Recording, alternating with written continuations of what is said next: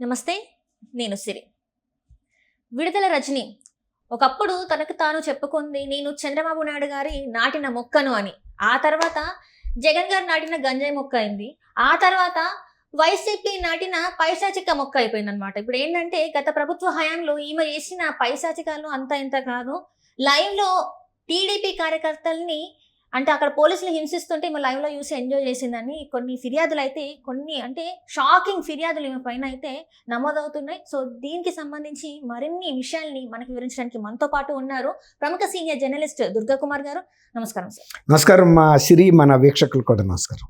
Sir, ఇప్పుడు చూస్తున్నట్టయితే మరి ఒకప్పుడు తనకు తాను చెప్పుకుంది నేను చంద్రబాబు నాయుడు గారు నాటిన తులసి మొక్క అని చెప్పుకుంది. మరి ఆ తర్వాత ఏమైందో ఆమె జగన్మోహన్ రెడ్డి గారు నాటిన గంజాయి మొక్క అయింది.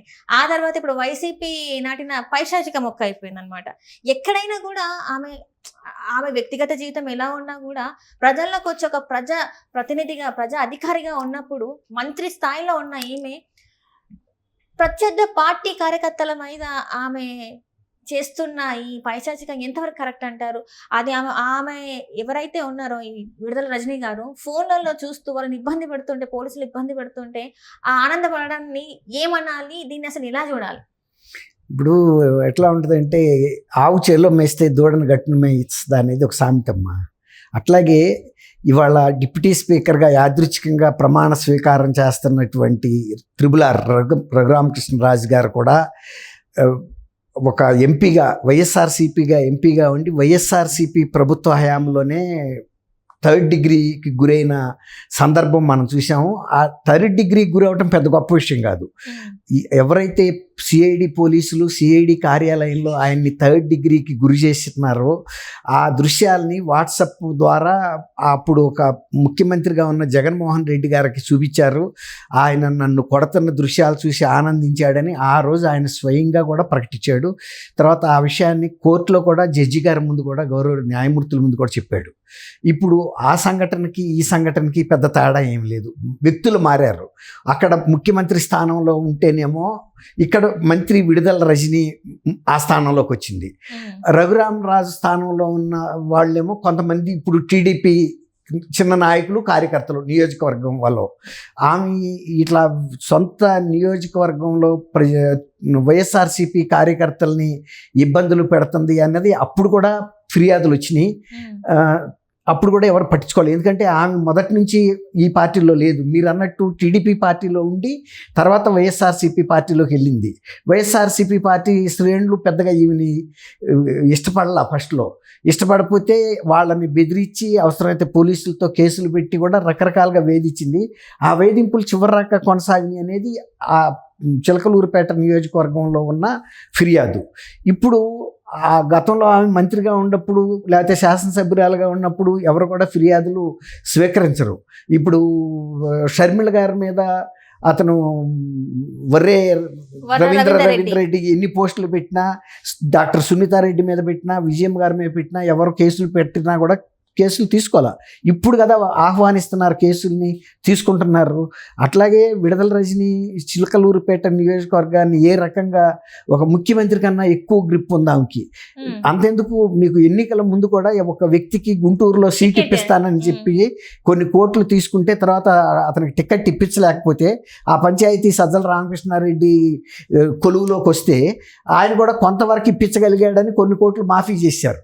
ఏదో ఖర్చులు అయిపోయినాయనో ఎలక్షన్లకోనో పెట్టేసి మడతేసేసింది. మడతేసినప్పుడు కూడా ఎవరు ఏం చేయలేకపోయారు. ఒక లేడీగా ఉన్నందువల్ల విడుదల రజని ఇలాంటి వ్యక్తి ఇలాంటి పైశాచిక ఆనందం పొందుతుందని ఇప్పుడు మీలాంటి ఆడపిల్లలకి ఎవరికైనా అనుమానం వస్తుంది. పైశాచిక ఆనందం పొందటానికి మహిళలకి పురుషులకి ఏం తేడా లేదు. అది వ్యక్తిగతమైనటువంటి స్వభావం. అది పురుషులకైనా ఉండొచ్చు, మహిళలకు కూడా ఉండొచ్చు. అటువంటి కటు స్వభావం ఉన్న వ్యక్తి అధికారం నిలబెట్టుకోవటం కోసం ప్రత్యర్థిలో ఉన్న లేకపోతే తన మాట విన్నని వైఎస్ఆర్సీపీ కార్యకర్తల మీద కూడా, ఇప్పుడు లేకపోతే ఆ రోజున టీడీపీ కార్యకర్తల మీద కూడా వైఎస్ఆర్సీపీ వాళ్ళు కూడా చేసిందని చెప్పారు కొంతమంది. అప్పుడు ఆ ఫిర్యాదులు వచ్చినాయి. ఇప్పుడు అమ్మాయి మీద ఎన్నికల ఫిర్యాదు కూడా వైఎస్ఆర్సీపీ నాయకులే చేసింది. వైఎస్ఆర్సీపీ టికెట్ ఇప్పిస్తానే తీసుకుంది. అట్లాగే ప్రత్యర్థికి చెందిన టీడీపీ నాయకులనైతే మరీ ఘోరం టార్చర్ పెట్టించి అవన్నీ నాకు చూపించమంది కదా. ఇప్పుడు కాబట్టి వీడియోలో. టీవీలో అది ఫోన్లో చూపించమంది, చూపించారు, చూసింది. మరి ఆ రోజున టీడీపీ కార్యకర్తలు ఎంత మొత్తుకున్నా ఎవరు పోలీసులు నమోదు చేయలే. ఇప్పుడు కంచే శ్రీనివాసరావు గారిని పల్నాడు ఎస్పీకి కొంతమంది కార్యకర్తలు వెళ్ళి జయేంద్ర ఫణికుమార్ అనే ఒక అతను, రామకృష్ణ అనే పిఏలు కూడా ఇందులో ఇన్వాల్వ్ అయ్యారు, మినిస్టర్కి సంబంధించిన వాళ్ళని కూడా వాళ్ళు పేర్లతో సహా చెప్తున్నారు. ఇప్పుడు వాటిని అన్నింటినీ కూడా నమోదు చేస్తున్నారు కేసెస్. చేసిన తర్వాత అప్పుడు ఉన్న సర్కమ్స్టాన్షియల్ ఎవిడెన్సెస్ ఇవన్నీ కూడా తెలియకుండా ఏం అవ్వవు కదా. పికప్ చేసుకున్నారా లేదా, వీళ్ళని అరెస్ట్ చేశారా, అరెస్ట్కి సంబంధించిన రుజువులు కనపడతాయి కదా. ఇక్కడో అక్కడో కొన్ని విజువల్స్ కూడా దొరకకుండా ఏం పోవు, ఇళ్ళ నుంచి పికప్ చేసి తీసుకెళ్ళి. ఇప్పుడు మరి వాళ్ళు ఈ 5 ఏళ్ల నుంచి మౌనంగా ఆ అవమానాన్ని భరించారు, ఆ చిత్రహింసలను కూడా భరించారు. ఇలాంటి నాయకురాల మీద ఇవాళ అవకాశం వచ్చినప్పుడైనా ఫిర్యాదు చేస్తే గతంలో రాబోయే రోజుల్లో అయినా కూడా ఆమె కొంచెం ఒళ్ళు జాగ్రత్తగా పెట్టుకుంటుంది కదా. అంటే ఎప్పుడు మనమే అధికారంలో ఉండము, అధికారంలో ఉన్నప్పుడు కనుక ఇలాంటి దుర్మార్గ పనులు చేస్తే, ఇలాంటి దాష్టికాలు చేస్తే, మనం అధికారం కోల్పోయిన తర్వాత మనం కూడా పోలీసుల ముందుకు వెళ్ళాల్సి వస్తుంది, ఈ కేసులను ఎదుర్కోవాల్సి వస్తుంది. వాళ్ళు కూడా మన మీద కూడా కేసులు పెట్టి ఇలాంటి దాష్టికాలు అదే పోలీసులతో చేయించగలుగుతారనేది అర్థమైతే, ఇప్పుడు నేను మిమ్మల్ని కొట్టినప్పుడు నాకు దెబ్బ తెలియదు, మీరు కూడా నన్ను కొట్టినప్పుడు ఆ దెబ్బ నొప్పి ఏంటనేది తెలుస్తుంది. అట్లా ఇవాళ విడుదల రజని గతంలో చెప్పిన సూక్తులకి ఇవాళ ఆమె మీద వస్తున్న ఫిర్యాదులకి పోలిక లేదు. అయితే ఒకటి, ఆమె ఆ రోజుల్లో కూడా సజ్జల రామకృష్ణారెడ్డి గారు అండ చూసుకుని పెట్టేగిపోయింది అనేది వైఎస్ఆర్సీపీ కార్యకర్తలు చిలకలూరుపేట నియోజకవర్గంలో కూడా ఫిర్యాదులు చేశారు. ఈమె మమ్మల్ని కేర్ చేయటం లేదు, నేను నా స్వశక్తి మీద నేను గెలిచాను, ఆఫ్టర్ ఆల్ మీరు ఎంత ఉంటే ఎంత లేకపోతే ఎంత అనే ఒక ధిక్కార స్వభావంతో పనిచేసిందని కూడా వాళ్ళు చెప్పారు. అయితే ఏంటంటే ఆమెకి అధిష్టానంలో ఉన్న పట్టు ఏ విధంగా పట్టు ఉందని మనం చెప్పలేము, కానీ పట్టు అయితే ఉంది.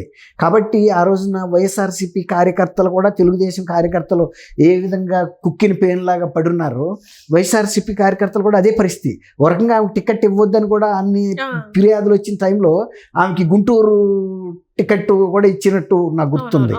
కాబట్టి సొంత నియోజకవర్గంలో సొంత పార్టీలోనూ ప్రతిపక్ష పార్టీల వీళ్ళ మీద కూడా ఆమె తన పవర్ని అయితే చూపించింది, అధికారాన్ని పోలీసులను అడ్డం పెట్టుకుని.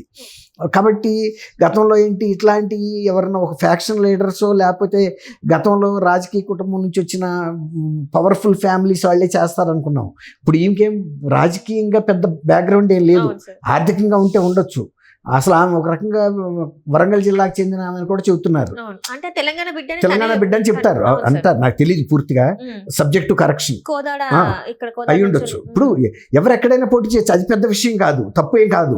ఇప్పుడు అక్కడ వాళ్ళు ఇక్కడ ఎన్నిక అవ్వచ్చు, దానికి వాళ్ళ స్వశక్తి మీద వాళ్ళకి మంచితనం ఉంటే. కానీ ఎక్కడున్నా కూడా ఒక మంచి పద్ధతిగా ప్రవర్తించాలి, పార్లమెంటరీ విలువను కాపాడుకోవాలి, అంతే తప్ప మనం ఆమె ఎక్కడి నుంచి వచ్చి అక్కడ వచ్చిందని ప్రశ్న కాదు. మంచితనంతో ఎక్కడున్నా కూడా గౌరవం పొందొచ్చు, తప్పులేదు.